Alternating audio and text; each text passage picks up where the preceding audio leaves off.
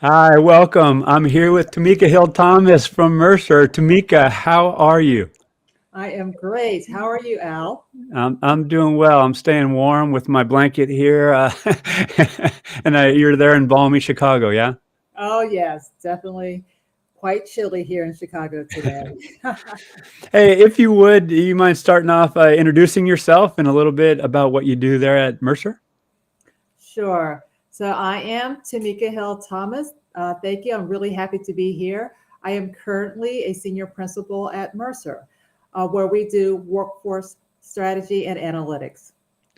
Well, you've been doing this for a while. You were formerly at EY, and you have actually, wrestled with the work. In other words, staging the data, doing the analysis, packaging it, and in turn communicating it around a variety of themes: diversity, equity, inclusion. You're also an expert at workforce planning. So, I just want to jump right into it. Where is most of your energy and work right now, particularly around DEI and workforce planning and how those two might work together?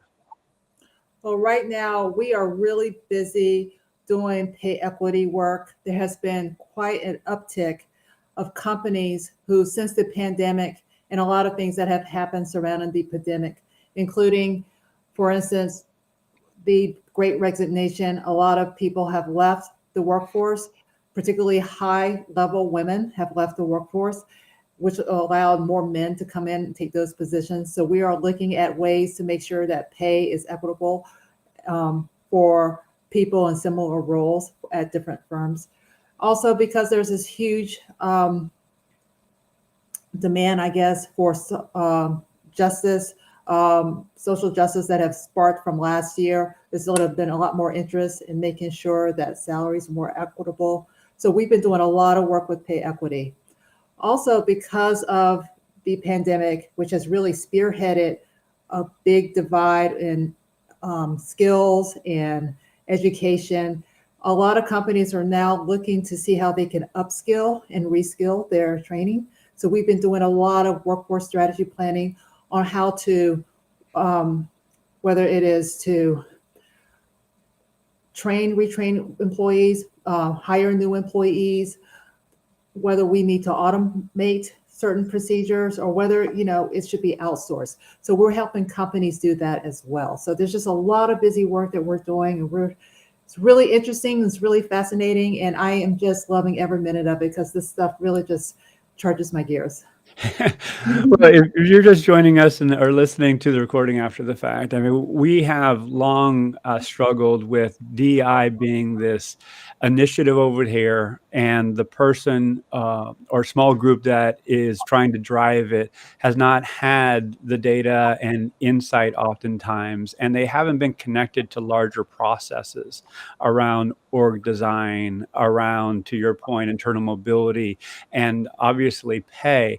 And so, would you contend that there needs to be better governance around how the insight is generated and who the audience is for this so they can take appropriate action?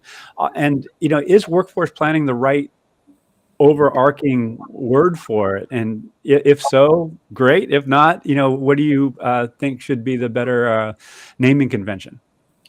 Right now, I think the most important thing is making sure you have really good data to answer some of these HR related questions that are out there. I am a strong believer that better data, more data provides better answers. So I do think it's important to really integrate all the different data sources that you have, first of all, whether it's the put together the core HR, the salary information, the performance review information like that, that together to have a more complete view of your employees, I think is very important. Once you have that, it becomes one step easier to help answer some of the business related questions that some of these stakeholders have. Who is leaving our firm? What type of skills do we need in the next 5 years? Issues with pay. How is our performance review system working? There are a lot of very broad questions that are out there that if you have the right data, you can answer it. And I think once you see how all these different questions are somehow overlap with one another, you start to get a broader, better view of how to tackle certain questions and how it benefits everyone in the long term. A typical example would be if you want to look to see if your performance review system is working adequately. If you see that there may be some issues with your performance review, you might in turn realize this may be impacting your retention or may impacting your promotion system. So those things in turn help impact your workforce planning in the future. So all these little steps, even though they may be in isolation, in actuality, they're all connected with one another. So I'm a big fan in making sure that you have the data that supports a very more complete view of your employees. And in doing so, using that to answer these business questions could bring a lot of great insights for the clients that are out there.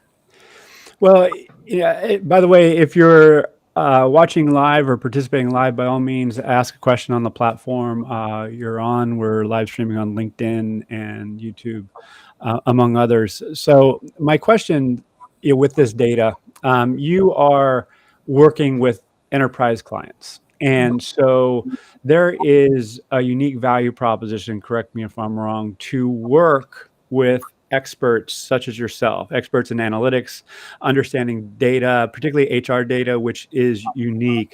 What I'm finding is many who are in small to mid-sized companies, certainly, but even at enterprises, they try and do everything themselves. So, I mean, I want you to give a shameless plug, but it's part of the ecosystem of this work. What's the value of working with a third party, whether it be, Mercer, Aon, or anybody, but just, why is it valuable to work with a set of experts with unique skills, maybe unique data as well? Good question. I had the unique experience of both working as an in-house HR data lead for EY, and now I'm on the client side working at Mercer, helping our clients with their HR priorities.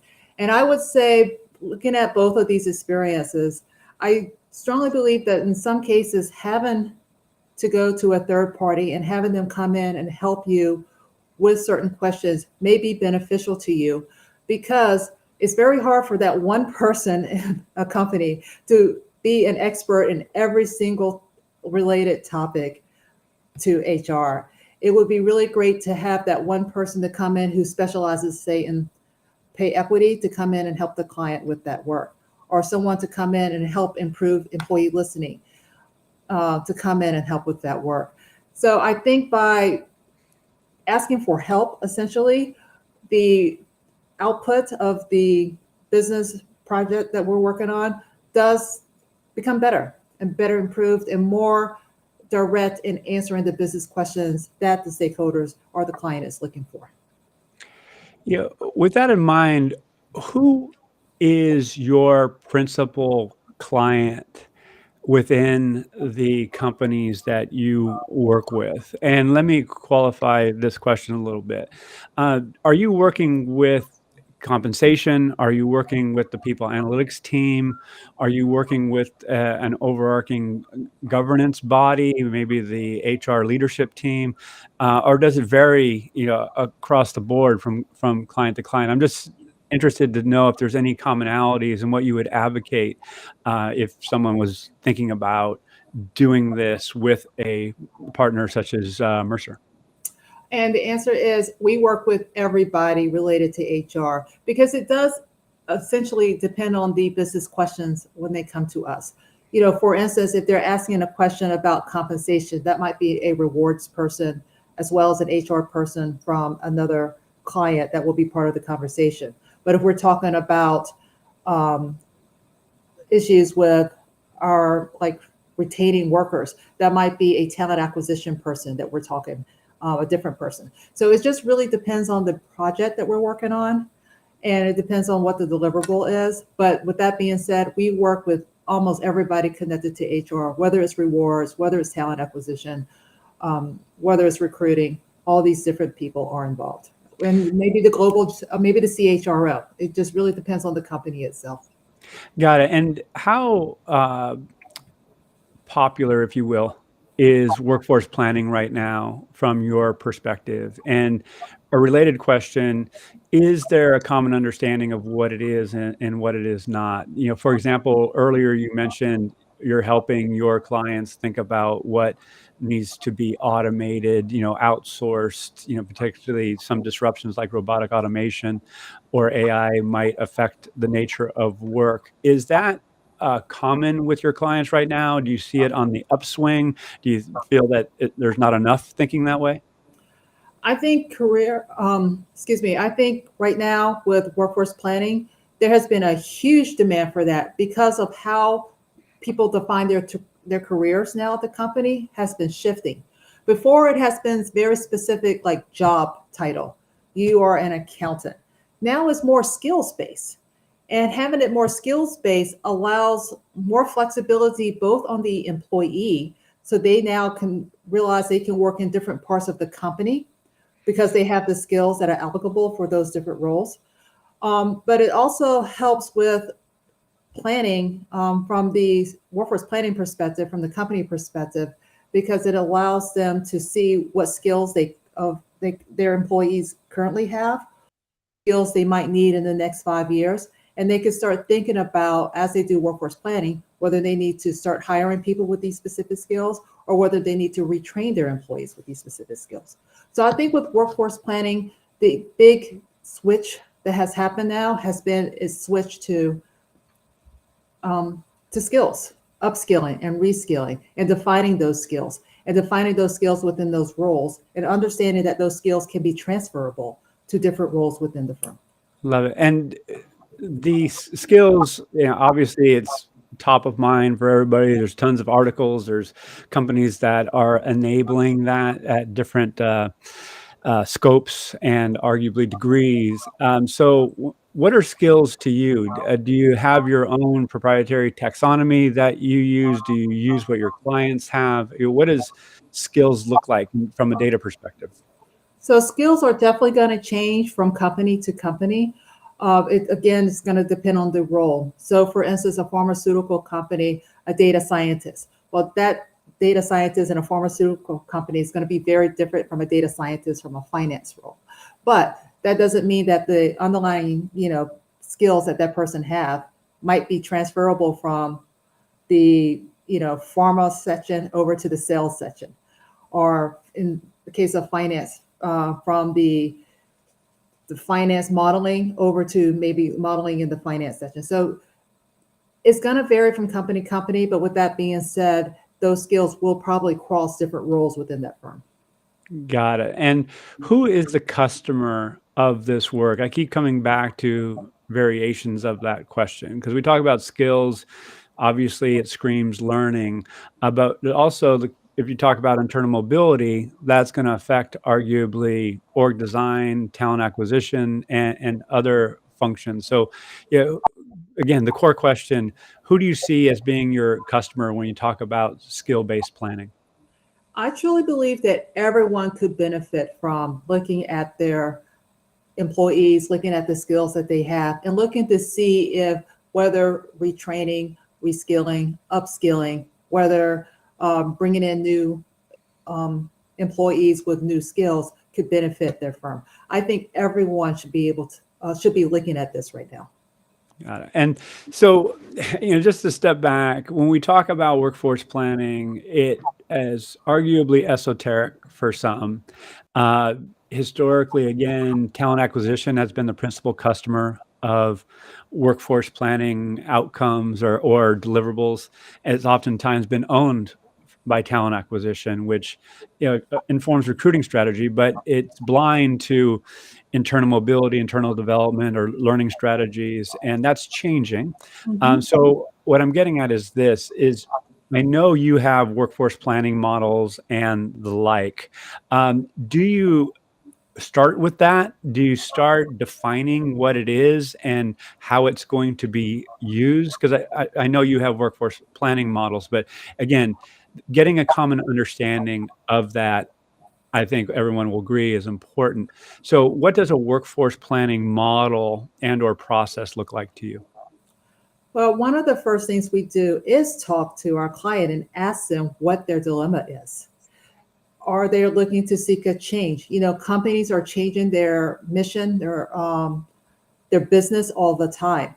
And sometimes, they want to come to us to talk to us when they change their business. How does this change their profiles of their employees? So one of the very first things we do definitely is have a conversation of what their dilemma is, what they would like to change, and what can be possibly done. So once we have that established, we then look to determine, what skills are necessary and why they think they need this skill now and in the future. So with all that kept in mind, that is one of the most important things we do. We go beyond just looking at this is the percent of people you've hired, this is the percent of people you will leave, and this is the percent that's going to be promoted. Therefore, by next year, this is the number of people in the group.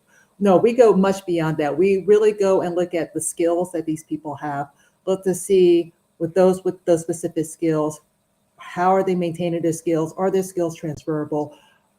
Can this transfer of skills or upgrade of skills help company to the next level that they want to go in the next couple of years as they shift their agenda with their business strategy?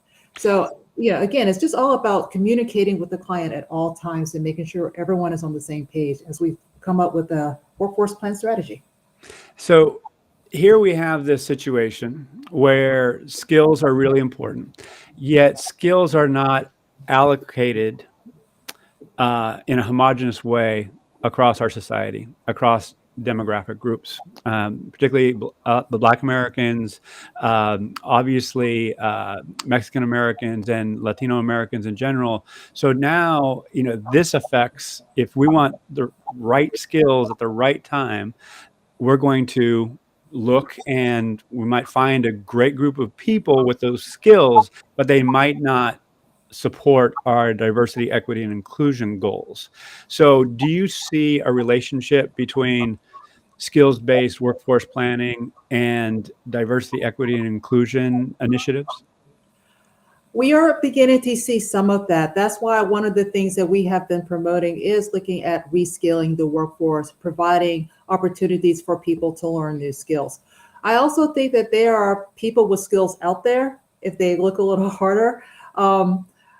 And I also think it's important that people communicate what are the skills that you are looking for to go into this line of business so that people who are interested in certain industries know what skills they should be going into.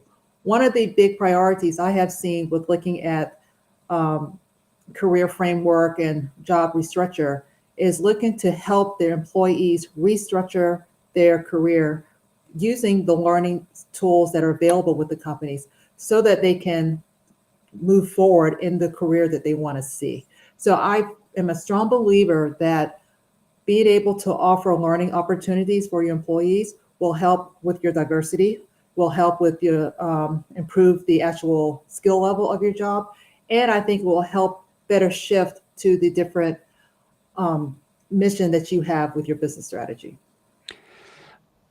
I love that response for a lot of reasons, but I'm going to try and behave a little bit and leave room. Roberta, I see your question come in. I'm going to offer it up in a second. But before I do, I want to ask you, Tomeka, if I am a early stage career professional, or if I'm someone in career transition and I have certain skills, how do I communicate that out to a pool of employers so it's actually seen and I get considered for roles that might not be like in my linear, job title, for example? Any thoughts there?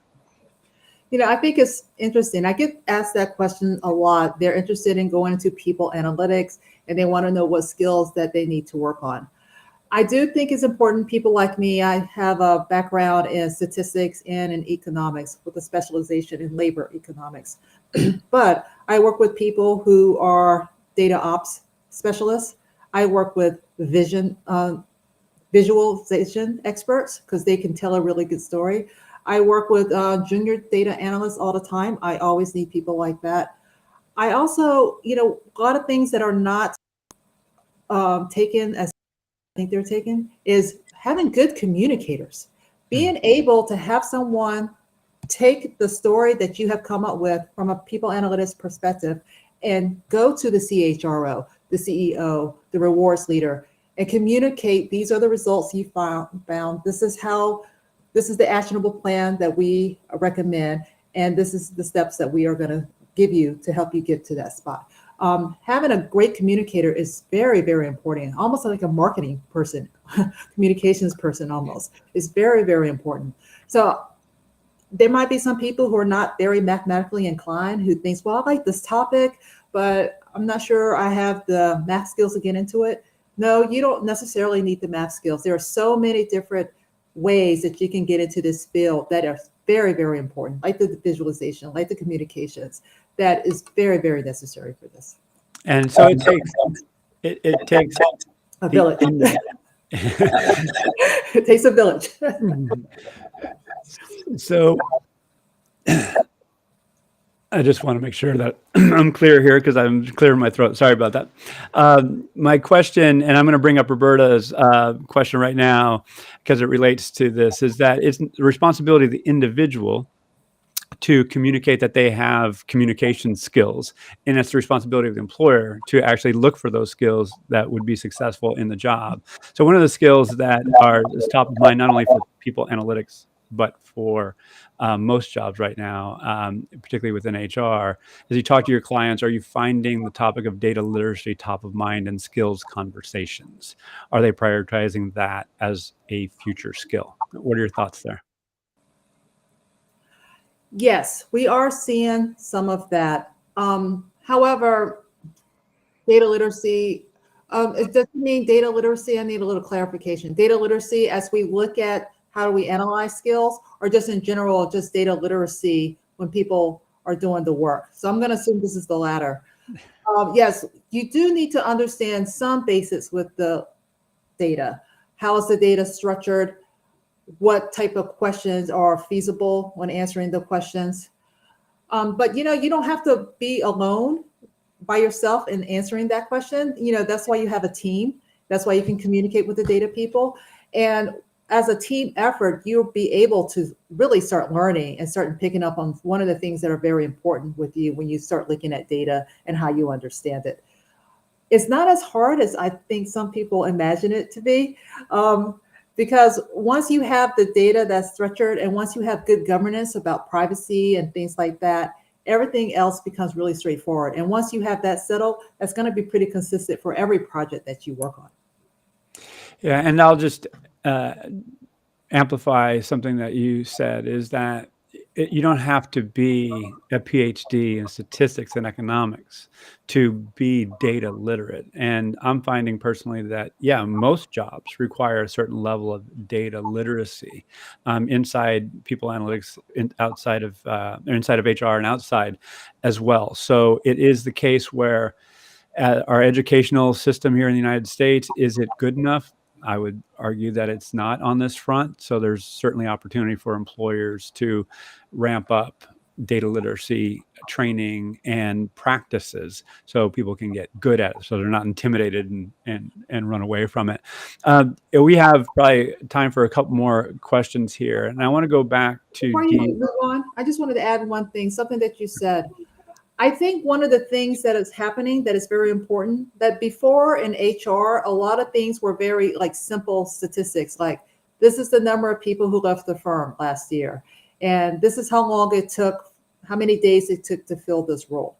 Now with advanced analytics, we are doing a lot more powerful work and getting results, such as, predicting turnover and looking at the relationships as the impact of having certain skills on sales and revenue.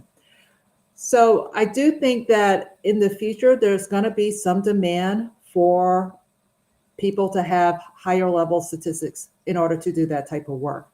But again, I think not every single person who's in people analytics needs to have that skill. I think it's important to realize that there is going to be a group effort in almost everything that you do. And just having, overall understanding of the data that you're using, being able to explain the results in a way that makes sense to your stakeholder, and just having the right visualization so that even though you did something incredibly complicated to get that results, somebody can look at that visual and in 2.2 seconds understand, oh, this is the issue. This is what I see the problem is. Oh, and now you've given me a list of actionable solutions in order to deal with that. I think that's where we need to go. I don't want people to think that everything has to be this cold, hard, complicated, very serious machine learning mathematics at all times in order to do this work. Even though that might be what you're using to get your answer, at the end of the day, you're not going over machine learning with your stakeholders at all. You're not talking about the statistics. You're talking about the results. You're talking about what's actionable, and you're really helping your stakeholder, understand this is the outcome. This is what we think you should do. And we're giving you some options for that. So I don't want people to get really scared to think that they have to know machine learning or program in R or Python. You need to have somebody on your team to do that. But as long as you understand the fundamentals of what's happening and understand the output or the research, I think that's what's most important. Yeah, I couldn't agree more. And thank you for saying that so clearly and eloquently. I also want to call out that someone would need to be, whether it be the analyst or the customer or the person who's leading or stewarding a process, is that the data itself informs what happens downstream within an algorithm, within an analytics process. So my question then becomes, with diversity, equity, and inclusion in particular, what metrics or measures or what data would you advocate be introduced? Because we've had a shortcoming of data in looking at these processes. Arguably, I would contend so. It is improving, so new data are being created. So what data are you finding immensely helpful as you try and improve an understanding around diversity, equity, and inclusion? Well, you have your usual suspects of your core HR, your performance review, maybe the sales and revenue, maybe the learning, what courses that they have taken within the company. But I think something that is sometimes overlooked is looking at surveys, employee engagement surveys. When the scores of those employee surveys are aggregated to a certain person, you get to see but the person's, perspective is included into the equation. A perfect example is that you can look at a high-performing female who has a leadership role. If you look at the one who's highly likely to leave versus the one who's highly likely to stay, what could be the difference in them? Is that maybe they have different perspectives about work-life balance. That is something that comes through in a survey. You're not going to see that in their performance review. You're not going to see that in their core HR. You're not going to see how many years that they've been working at the company. Mm-hmm. I do think incorporating more engagement surveys can bring that type of perspective that no one has typically have done before. Yeah. And go ahead. I'm sorry. Like I said, what we've been doing is that we will take the aggregate score of, say, all high-performing women in a certain region and location. This is the score that we'll assign to everyone. And we will give all the men in that same region their aggregate score. So that's how we first, make sure that privacy is ensured, but also be able to use that engagement survey in a way in our regressions that makes sense. Yeah. Well, there's a lot to that process, and I love that you're just talking about it, but aggregating the data, making sure it's staged properly, doing the proper analysis, because there's a host of analytical techniques that can be employed, and that takes an expert such as yourself to decide which technique is most appropriate to solve the problem that you're trying to solve. So Tomeka, I super appreciate you sharing. As we close, how can people learn more about you and what you're doing there at Mercer? Well, I am on LinkedIn, and you are able to reach out to me if you have any questions. Also, you can reach out to me at Mercer as well. It's just tomeka.hill.mercer. tomeka.hill.thomas@mercer.com. I'm always available both ways, through email and through my LinkedIn page. And I'm happy to chat as well. If anyone has any questions about going into people analytics, anyone who's new or just recently graduated and want to know what their steps, more than happy to chat with them as well. Well, Tomeka, thanks for doing the work that you do. And yeah, stay warm there in Chicago and hope to see you in person very soon. All right. Thank you. Thank you. I Thank you. appreciate it.